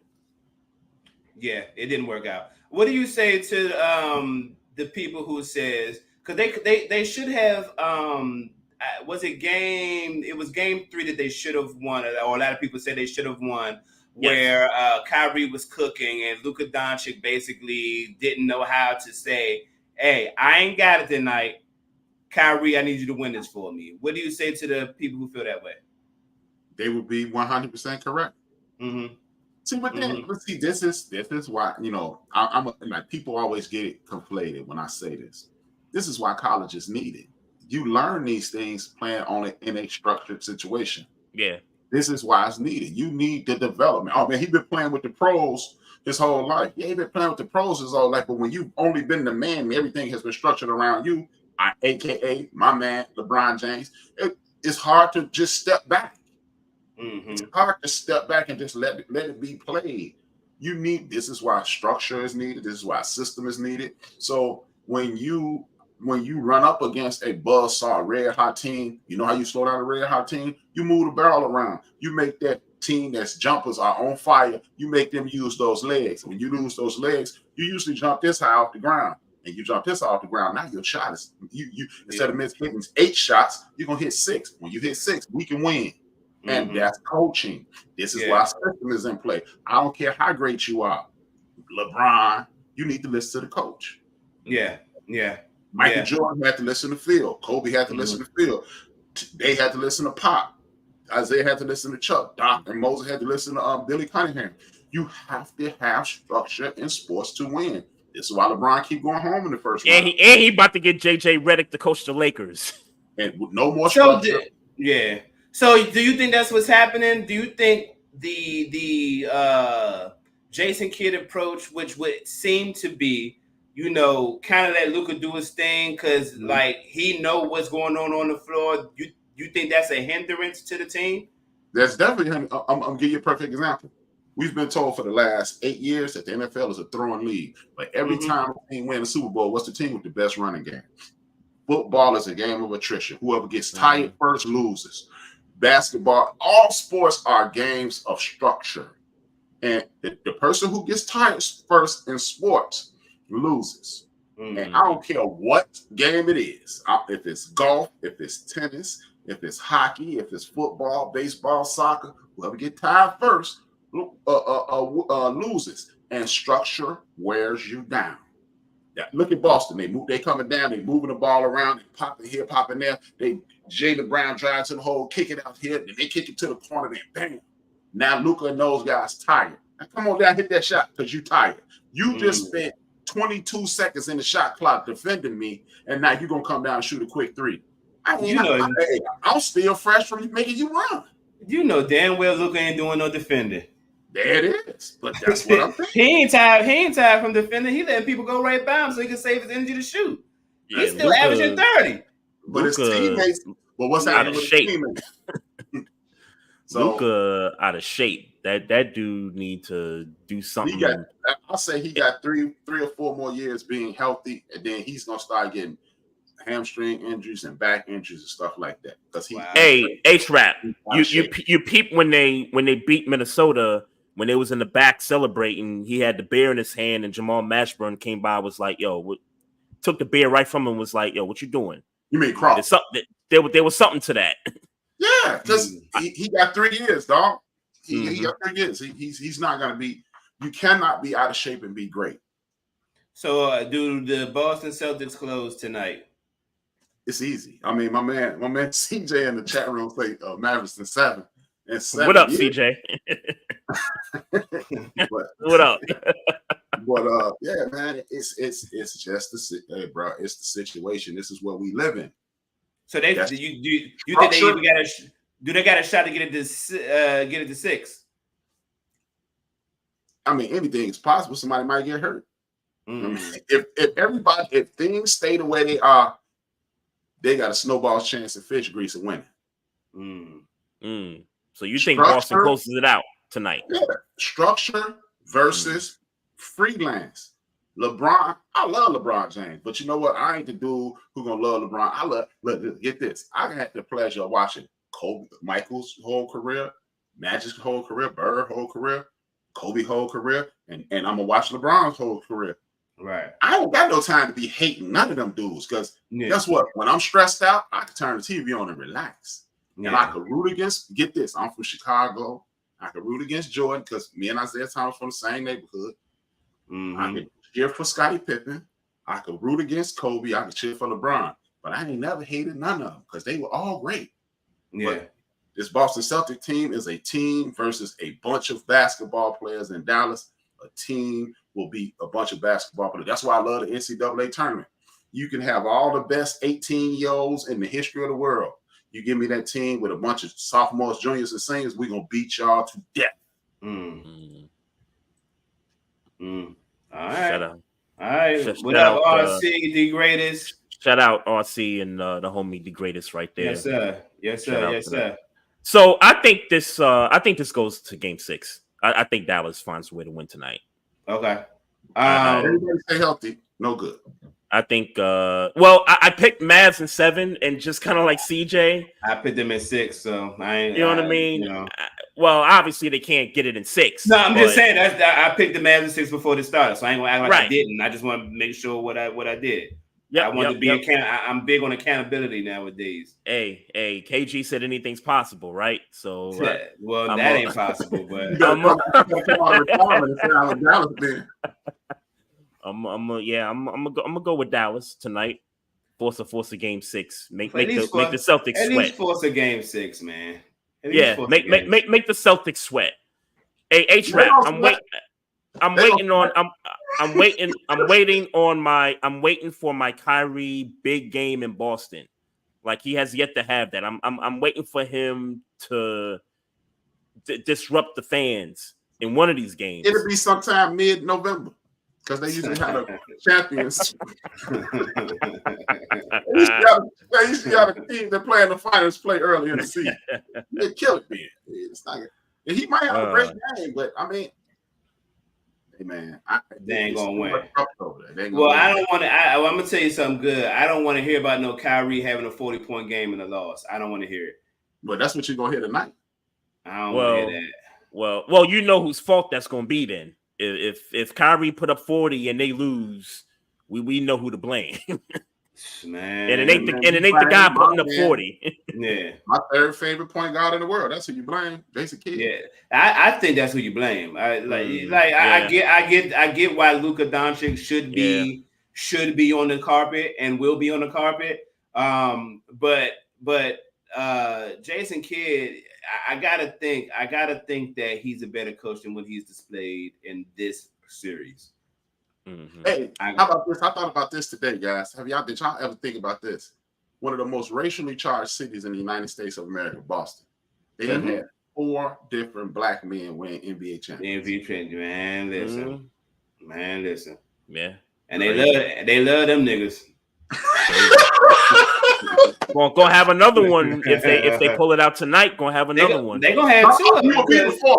Bill Russell, Casey Jones, Doc, and this guy. And Missoula, yeah. That's crazy. I'm gonna give them flowers though, because I think what they've done, like defensively, is be able to keep the others for Dallas not being able to do much.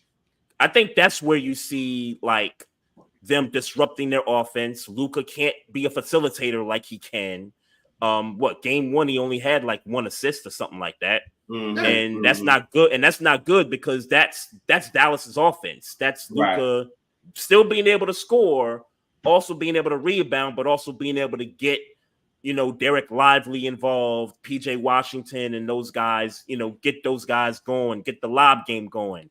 They haven't been able to do any of that. And that's because Boston's playing some pretty great defense on them. They're playing the Jordan rules.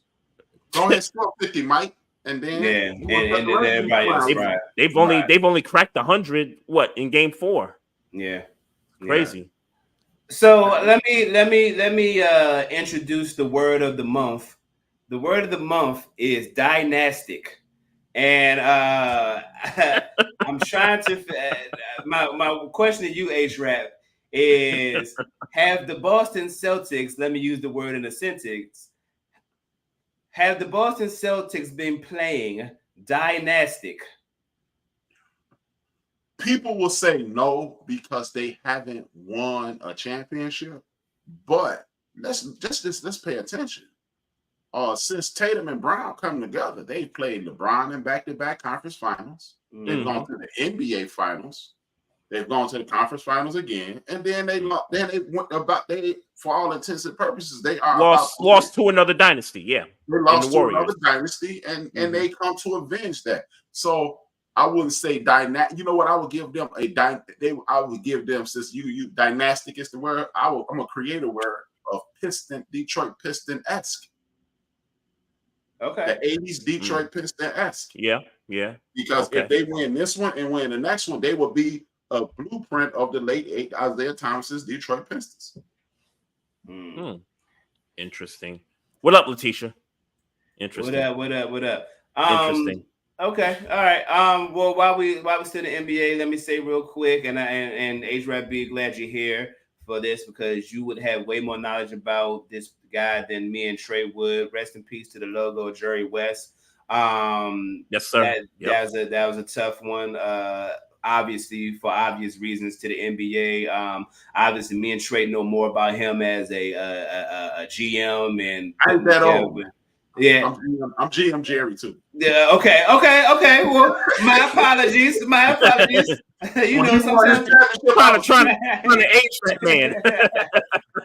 I thought you may have seen him. You know what I'm saying, shucking and jiving.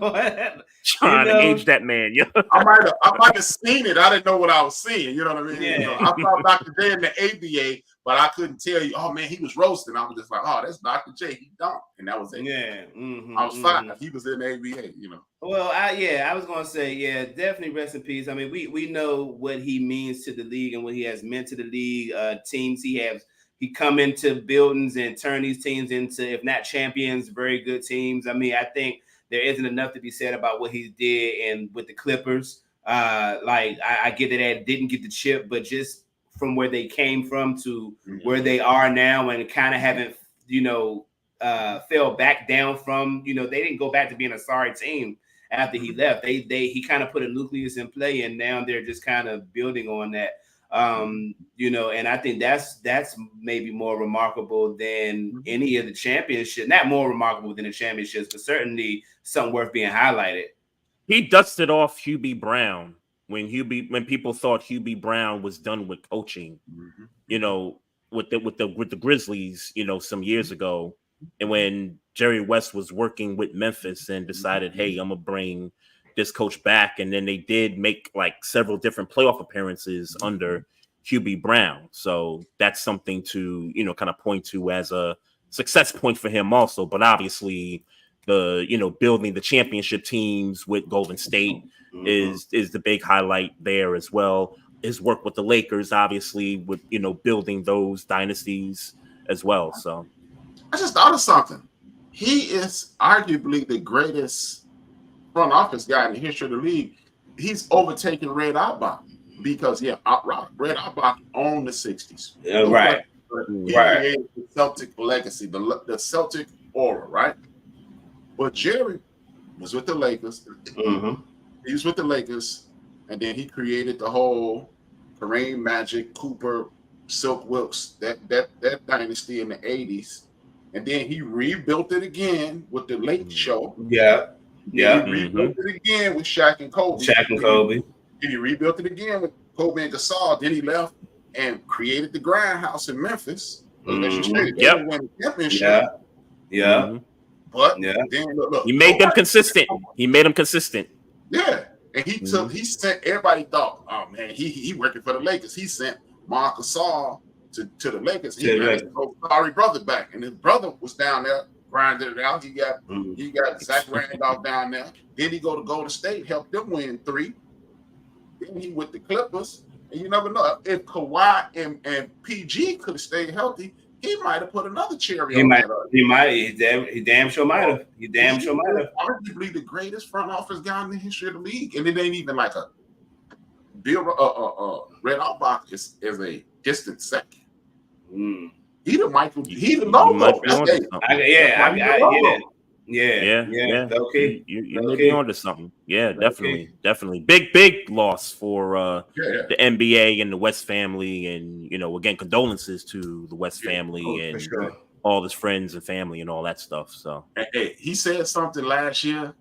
He became the guy to me. He was like, man, all these dudes talking about they the dog. They got the dog. And he's like, I ain't had no dog in me. I was a wolf. I eat dogs. I was like, oh. And I'm trying not to mess up the quote, but you reminded me of it, and I was trying to ignore it because I didn't know the exact quote. So JJ Redick had said something to the effect of playing with a bunch of plumbers. Is that plumbers? Quote? Plumbers, and I'm trying. I was trying to remember Jerry West's clapback, but I'm gonna go look it up. I didn't even know he clapped back. That's he definitely Jerry West didn't play, man. And guess who Jerry West the best player he ever saw was? The Big O. Nice. That's what's up. Hey, so I just got a couple NFL things and HRap. I heard you bring up Trevor Lawrence earlier when you came on here. We were just talking about that. As far as the contract's concerned, $55 million a year, tied with Burrow. I think Burrow's getting $55 million a year as well. When you look at what he's done in these 3 years, one playoff win. Granted, it was one of the greatest comebacks in playoff history, but it's still one playoff win. No conference championship appearances, no Super Bowl appearances, and the team that he's on is somewhat average, really at best. They won the division, winning 9 games. That's not right. They won it by default. So, where do you stand on that? And by the way, that shit ain't happening again. See, here's the thing.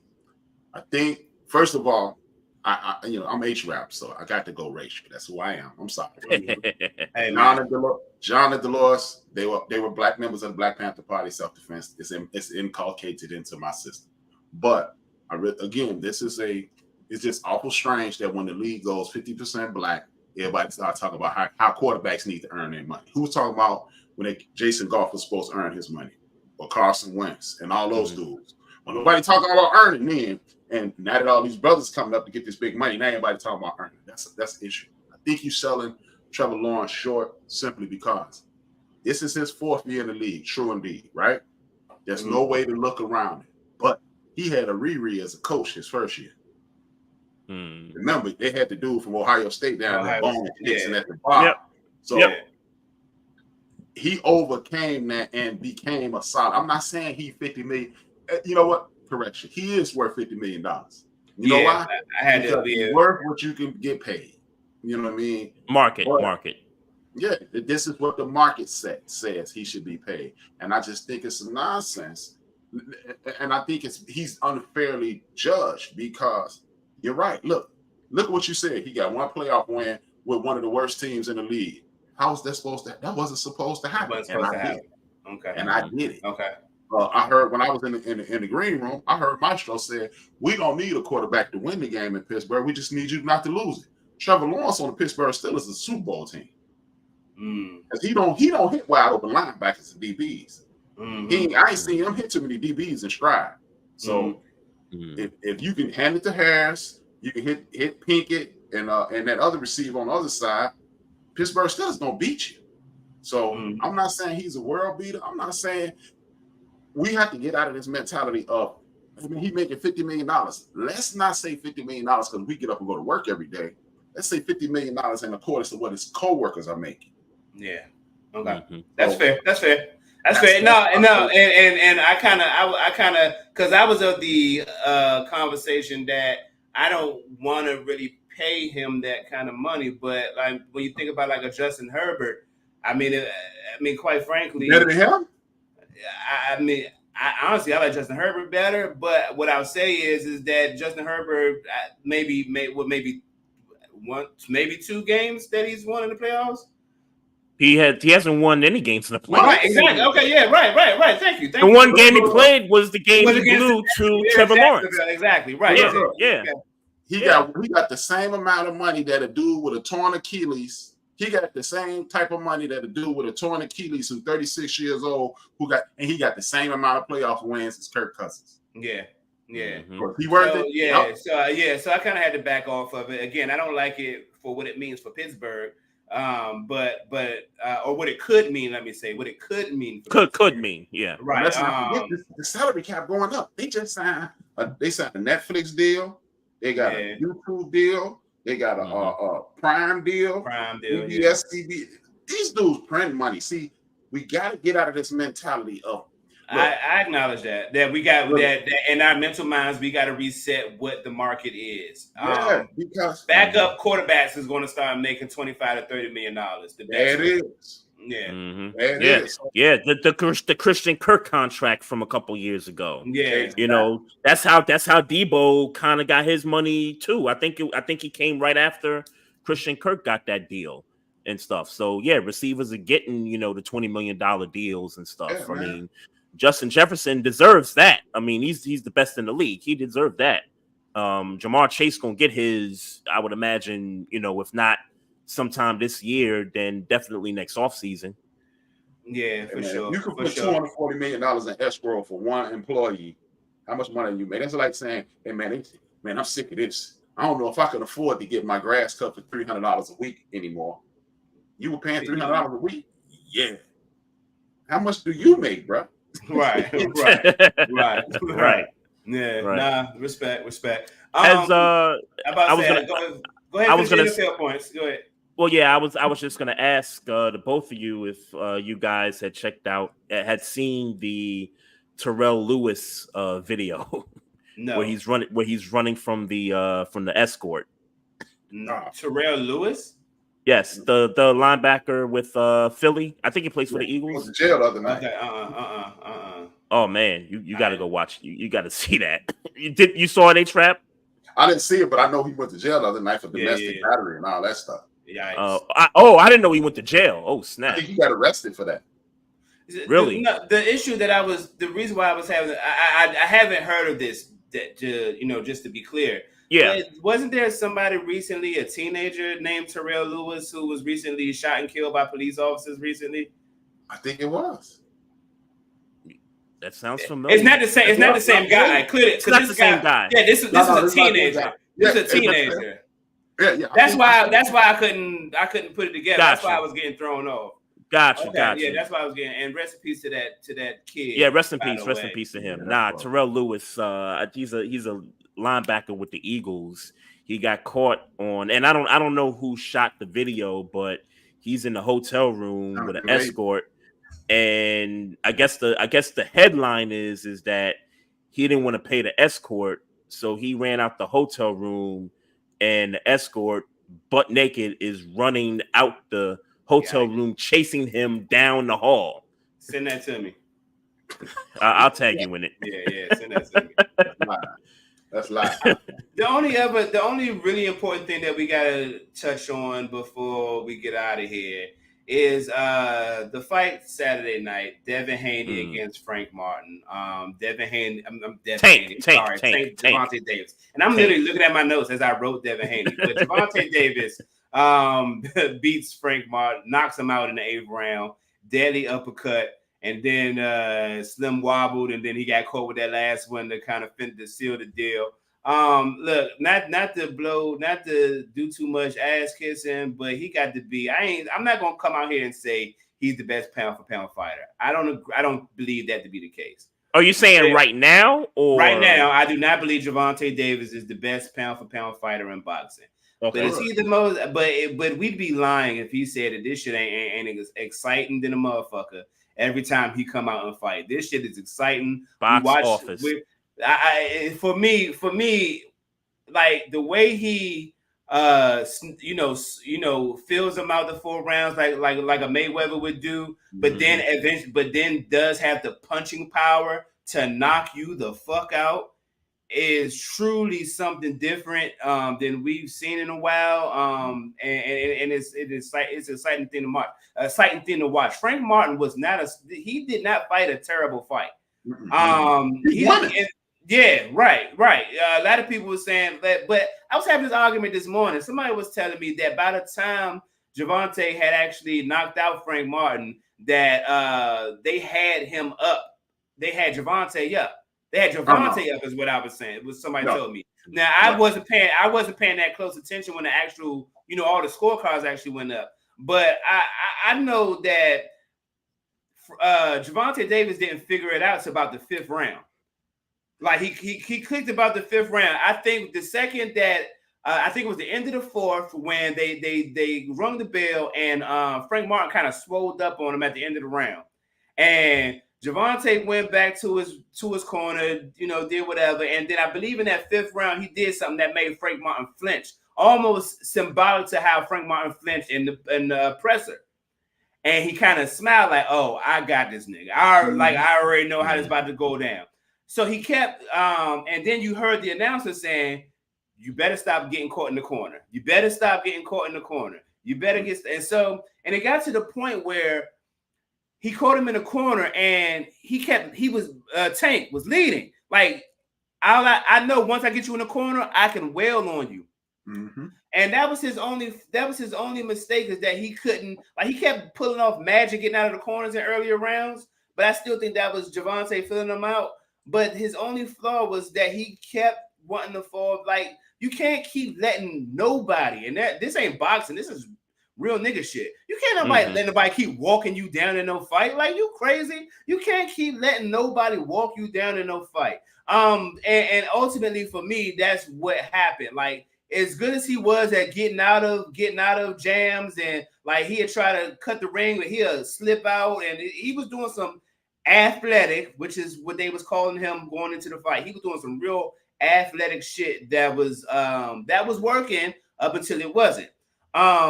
But he fought a hell of a fight, Frank Martin. But that power, and once he figured out I just need to get him there and keep him there.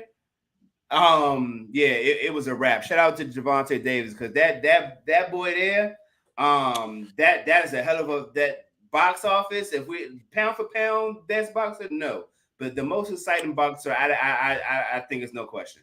It's funny you bring that up, because I was actually going to take it a step further and ask the question, because he's what 29-0, and he's young, like he could do 25. This 25, 25, 26, like he could do this a good 10 more years legit, right? He got the chance to be the greatest boxer. I'm not, and the reason why I'm not going to, I'm not disrespecting the greats. I'm not.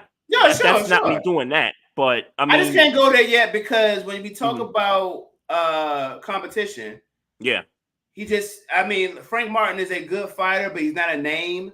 I know a lot of people. Leo Santa Cruz was probably HRapB. What would you say his toughest fight was been? And I'll tell you mine. I feel like it was this one right here. I think it was. No. I can't think of this dude's name. He was a Mexican cat. He had the green joints. I can't think of his name. He hung in there with him the whole fight. And Tank just outpointed him. I can't think of his name right now. I can see his face. He was Garcia. Not Garcia. Is it Garcia? No, I don't think it was, because not Alex Garcia. Not the dude knocked out. Okay. He fought like a year, maybe 18 months ago. Okay. And dude hung in there with him. I cannot think of his name. It might have been Garcia. And I hate to sound so racial, but yeah. No, it's fine. It's fine. We're cool with it. We've been racial on here. We love all people, but stereotypes are a thing. Stereotypes are a thing in this world. We're not going to pretend like they don't exist. Except for when you're talking about me. But I'll say this again. This dude is clearly the most exciting boxer. I won't go as far as to say I mean, trajectory, could he be? Sure. I mean, but he's gonna have to fight. And that's what I'm talking about. I'm just talking trajectory. He's gonna have to fight some big. He's gonna have to fight some big dogs, and that's just and in order to fight big dogs for him, he's gonna have to move up. Like point blank period. No matter how you feel about Devin Haney after that loss, he's gonna have to see Devin Haney at some point. Say what you want about Shakur Stevenson, even though I believe that he could beat Shakur Stevenson, he's gonna have to see Shakur Stevenson. Like these are the type of things that you're gonna have to put on your resume to say, if you're going to have a conversation about the greatest, you can't have a conversation about the greatest and say he never fought nobody. And I think I get people that's about to say Floyd Mayweather. I'm not saying that, but people will. But trust me, people will. Folks will say it. Floyd Mayweather never fought nobody. For me, that's a little bit different. Because he just dominated everybody. I disagree with that. I hate when I hear people say Floyd never fought anybody. What it is when Floyd fought everybody, he just made them look horrible. Yeah. But people forget. Ricky Hatton was hot when he fought Ricky Hatton. Ricky Hatton was hot. Hey, let me tell you something. When I was working at the Washington Post company at that period, this dude named Aaron walked up to me. I'll never forget in the office. He named the next 5 Floyd Mayweather fights. He said, "You got to beat this dude. You got to beat Ricky Hatton." He walked all of those dudes down. And that dude came back to me and said, "But he ain't fought this dude." I said, "You just named 5 guys. Right? He whooped all 5 of them. Don't move the goalposts. You know." And I'm sorry. He fought Zab. He fought Zab that one fight, and Zab almost got him. And rest in peace, Felix Trinidad. Yeah. Nice. So so I do think that Gervonta Davis is going to have to see Devin Haney. I found so much joy in and let's be clear, I don't think Devin Haney would beat him, but like I said, they got to fight. But I found so much joy in Floyd Mayweather leaking that sparring video of Devin Haney and Tank Davis. I found so much joy on it because now it feels like that should be the starting component to get this fight, get this ball rolling on this fight. Because I am so sick of people. I am so sick of the politics of boxing where people don't want to fight these people because I'm not saying that the difference between 8 and 10 pounds don't matter in a boxing match. That's not what I'm saying. I'm saying that this is the clash. Boxing is supposed to be the clash of the titans. Yeah. And if you a Titan, then you gotta oversee this 8-pound difference, this 8-pound deficiency. 8 pounds is a lot. Yeah. It is. I'm not disagreeing. I'm just saying that Tank Davis about this tall. Yeah, he's small. Your wife. Yeah, he's small. Small. I saw him in person at the DMV. HRap. He's short. He's small. Yeah. He's not heavy. Like he would. Yeah, like I am 230 right now. You know what I'm saying? Like, yeah, he'd knock me out, but he had to hit me a couple times. You know what I'm saying? Like, yeah, like, There's the boxing and fight. He might not get Yeah. There's no rep to grab you up off of. Yeah. I'm gonna stab him. So. I'm not fighting no motherfucker with hands like that. Pound for pound, I would give it to Bud Crawford. It's Bud Crawford, yeah. It's Bud Crawford. And what I would do is say this. The transition with Bud Crawford and Tank is kind of like what we saw happen with Mayweather Jr. and Roy Jones Jr. Break that down. Roy Jones was at the end of his career as Pretty Boy was coming up. Bud is at the end. Bud, 36, 37 years old, and 29-year-old Tank is coming up. So I think the other 2 boxers that you named, he definitely has to fight them and to combat your issue with boxing, which is everybody in the history of the sweet sciences issue to politics. To his credit, Tank will fight you if you talk enough trash. Tank will fight you. Will fight you. Yeah. So him and Bud are debunking that, and they are being allowed to debunk that, and that's the beauty in it. Boxing is making a tremendous comeback. People are getting in the ring and they're fighting again. Shout out to Dana White and MMA because they put an end to that. We naturally love boxing, But you notice we don't talk about as much MMA anymore. Oh, I ain't gonna lie to you. I haven't followed MMA a lot. I've never been a fan. I've never been a fan. Yeah, I've never been a fan. Followed it at all. I've never been a fan. I'm just happy that Tank can talk a good game, pre-fight, and all that stuff. But one guy that was trying to talk a good game and got his goddamn tooth knocked out. Got his tooth knocked out. Shout out Adrian Broner. He needs and he can go ahead and stop. And he can go exactly. And he can go ahead and stop. And I'm sure he'll still get fights. But he'll still get fights because he know how to talk that shit. But when we're talking about the skill, he should just go ahead and stop. He could sell a fight for sure. Yeah. He better stop fighting his girlfriend or something. Yikes. Yikes. On that note. Let's wrap it up, man. HRapB, let the people know where they can find you, man. Now you can find me on the End of the Bench Media on YouTube, ThaendofDabench Media. Tomorrow, 6 p.m. Central Standard Time, 7 p.m. Eastern Standard Time, 4 p.m. Pacific Standard Time. I speak about community empowerment and things that we can do as a community to empower ourselves. We are under attack. We are in the midst of a war. And our community does not want to admit that. So until we come together, and tomorrow's going to be a very important show. If you tune in, I think you'll get information that you truly need. I'm going to talk about what hate has created in this country.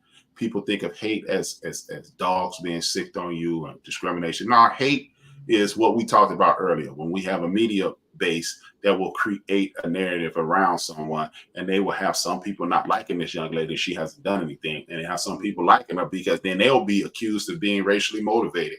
So that's what hate is. And then I'm gonna talk about that. And I'm gonna talk about a few other things and how we need to build a structure and create a structure so your children see. We're old.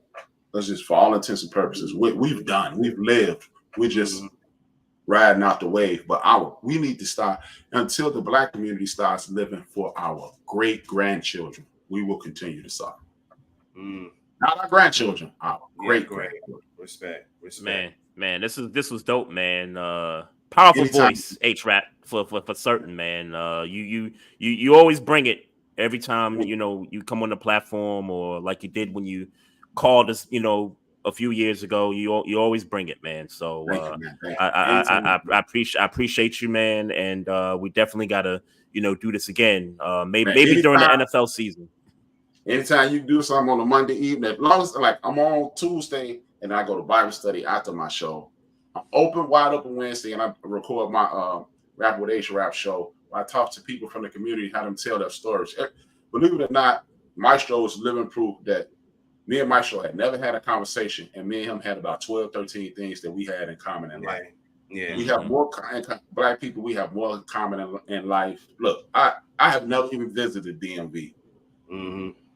We have more things in common. Never had a conversation. And people who support me, they was like, "Hey, how long you've known him?" I was like, "Well, I've known him for about 6 to 8 years, but that's our first conversation." They was like, "Really?"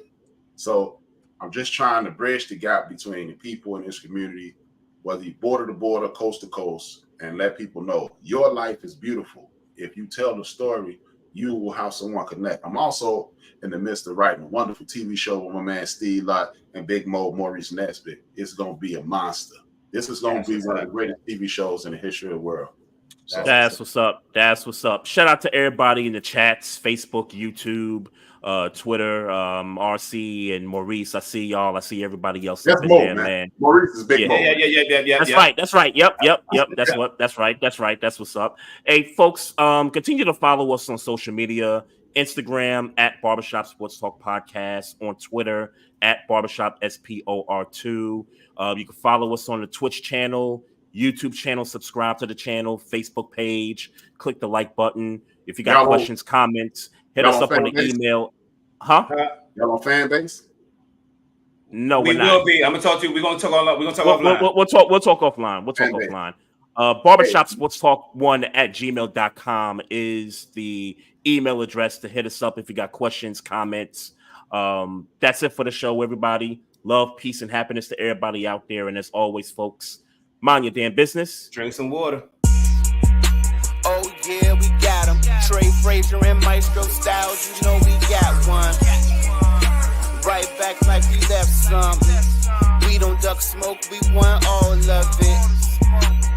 So line them up, Trey sharp with the blade, you know we sizing it up.